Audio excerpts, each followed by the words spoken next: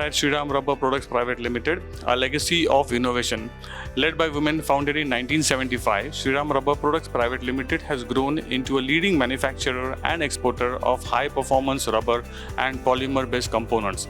Serving sectors like automotive, railways, construction and industry, the Pune-based company is known for its precision engineered solution and commitment to quality. What makes Shriram Rubber truly stand out in its leadership, an all-women board of directors comprising of the founders' 3 daughters, making it a rare example in Indian manufacturing sector.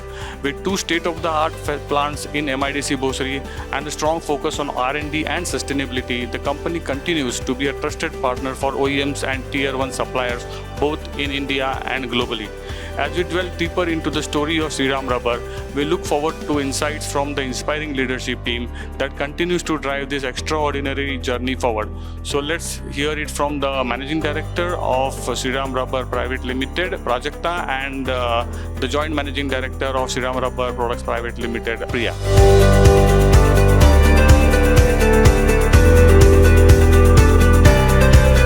Hello and good afternoon. My name is Sagar and I am from OEM Update magazine, and today we are at the premises of Shriram Rubber Products Private Limited, which is manufacturing high performance rubbers and polymer based components. Joining us today are Prajakta Kotasthane, who is the Managing Director of Shriram Rubber Products Private Limited, and with her Miss Priya Barve, who is the Joint Managing Director of Shriram Rubber Private Limited. So Prajakta and Priya, thank you so much for inviting OEM Update to your premises and giving us a wonderful guided tour of your facility. So let us begin this interaction by asking you that you come from a family where the initiatives were taken to launch this factory or to launch this company by your late father, Mr. Kotasthane. So can you take us briefly about the journey of this company from inception and where it stands today? Firstly, thank you, Sagar and OEM Update team for coming over. We were happy to show you our facilities. Coming to your question, this company was started by our father, Shri Subhash Kotasthane, in 1975.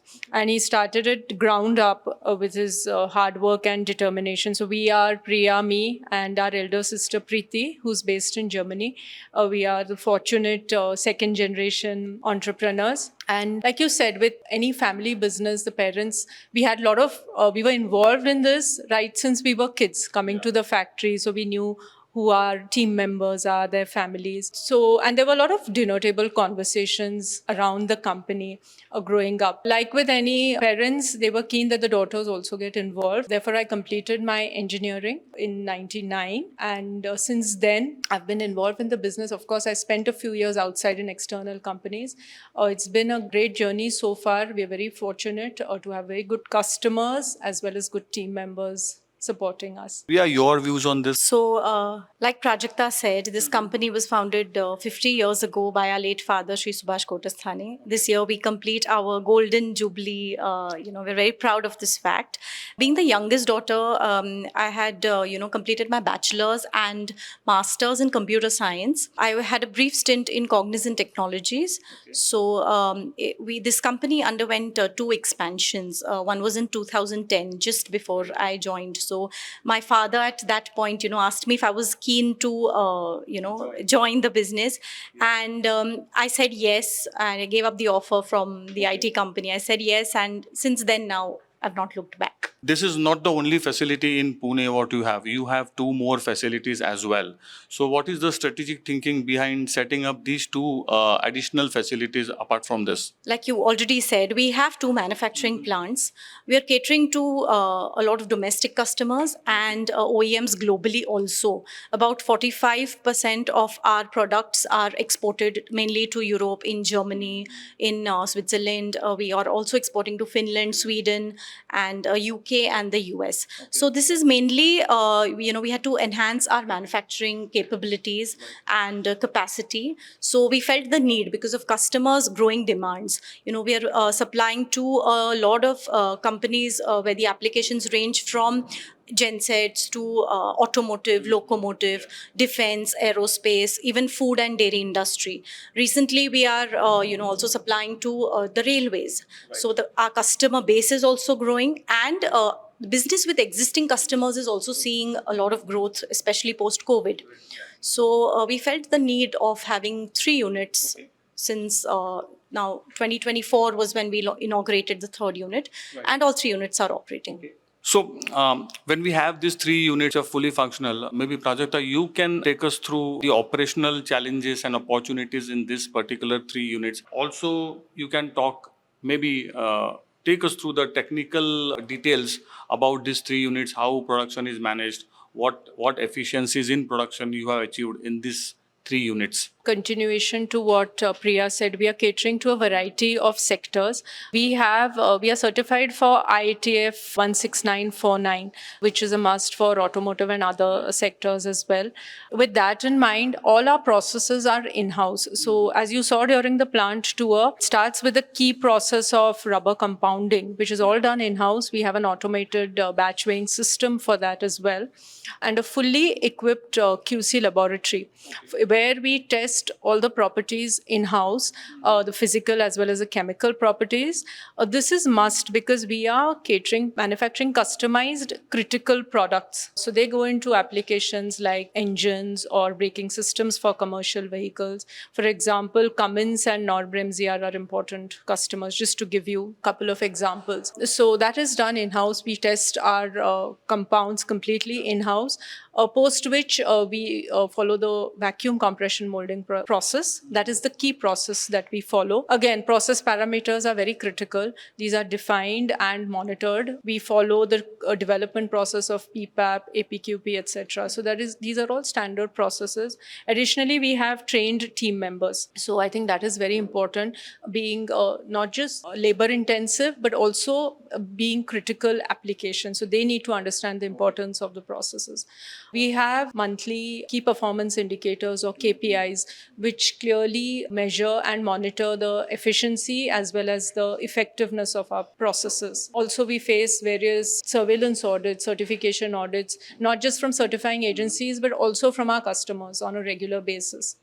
So I think that has ensured that we maintain the required levels of efficiency and effectiveness. Here, I would like to ask you, Priya, can you take us through the quality and the customer accounts in this regards of your multi-geography handling of customers, and how do you maintain the quality across these geographies? So Shriram Rubber is certified for IATF 16949, which is specifically for the automotive industry. So the requirements are very stringent and very much in detail, and we are thoroughly audited on an annual basis by an American body for compliance to all of these. So like Prajakta said, we have to monitor our KPIs, we have to see the progress and of all our processes, and we have to conduct a lot of internal quality audits to ensure that we are complying to the global standard. Yeah. So this is only specifically for the automotive industry. We also have ISO 14001, which is the environment management system. And we also have ISO 45001, which is the occupational health safety standard. So we are certified for this. We're very familiar with this because it's been almost, you can say 16 to 18 years that we are having these certifications. So there's a thorough study, and we have an external consultant also who guides us. And basically complying to all these global standards is a challenge. And, we encourage the team members also to kind of actively participate in and ensure that, we are following all the quality and environment standards. When it comes to molding, what techniques are commonly used at your facility? Anything more in details which would really enlighten our listeners or our customers about your views on this? Primarily, we are using a technique called vacuum compression molding. Here, we are using not only Indian, there are very good Indian machine manufacturers. We are not only using Indian machines, but we are also importing machines from countries like Taiwan, China, and Europe as well. Here, what is important is the rubber compound quality is extremely important, as well as the process parameters. And we have detailed first piece and in-process inspection, which is done for the dimensions, for properties to go a little bit into a technical term for properties like hardness or compression set, which is basically defines a permanent set in the rubber component. So we have these detailed checks. To answer your question specifically, it's vacuum compression molding that we are using, and it is most suitable for the kind of products that we are manufacturing. There is a delicate process called as vulcanization. So, I mean, you would be the right person to take us through what is vulcanization and how effectively that is used in your plant, and what are the advantages or what are the technical aspects of vulcanization. Vulcanization is a very technical term. It basically is the cross-linking of the rubber molecules or the rubber chains. And that happens during, in our case, during molding. It happens at a specified temperature, under pressure and time. And that is why the process parameters, which I spoke about earlier, are very critical. The molding time, temperature and pressure.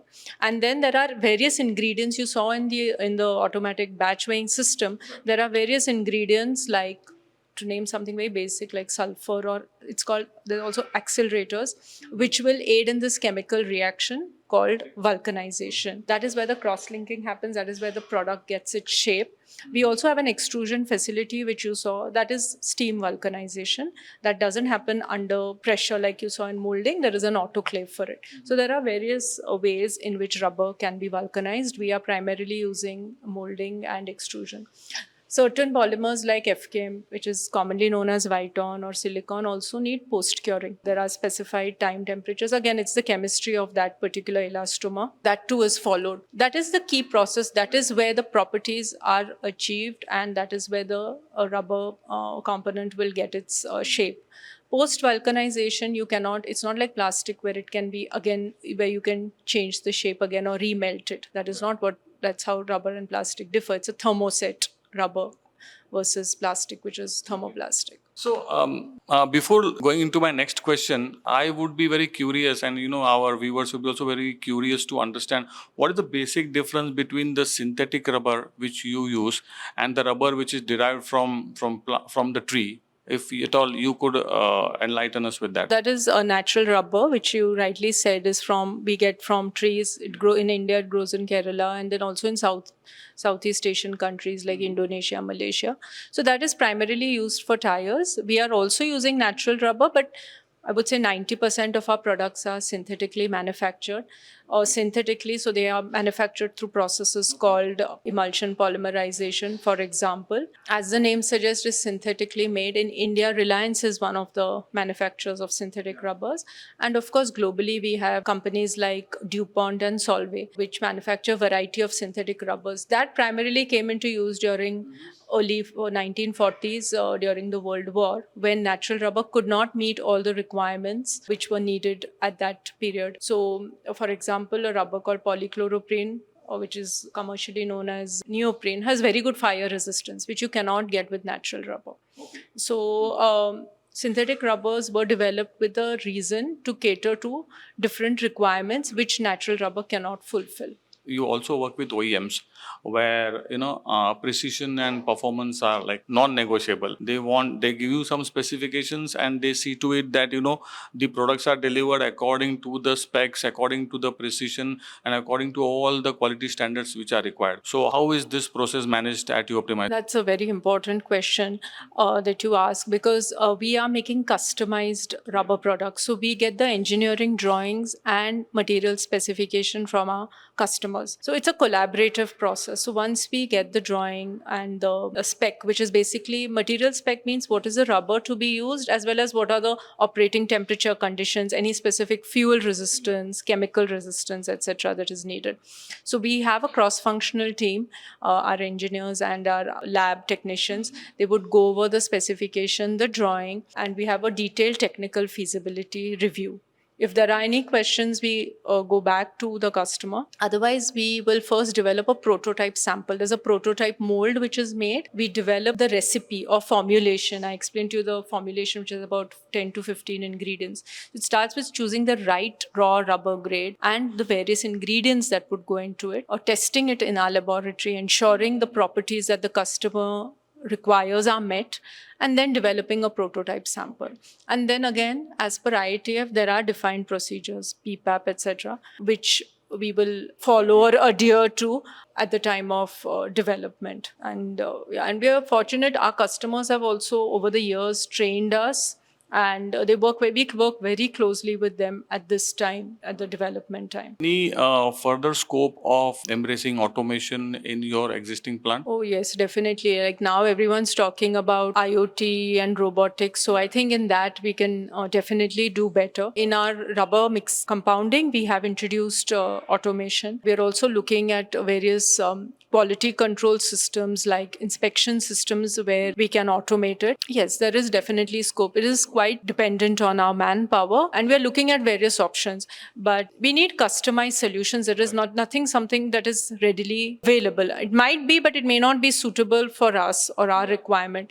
We have to do a cost-benefit analysis, see the ROI, volumes of the products. But yes, that is something that we are looking forward to, is introducing more automation in our processes for better accuracy, productivity. And see, we have such talented team members. They can do something more than a repetitive manual task.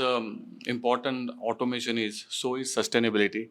So, Priya, what are the sustainability initiatives you have taken in your manufacturing plants? Yeah, so sustainability has become buzzword, and it is as important as quality and delivery to the customers.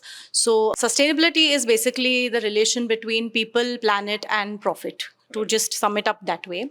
So we have a variety of sustainability initiatives in Shriram that we are undertaking, and I'm actively looking into this also. So like I said, we are certified for ISO 14001 and 45001.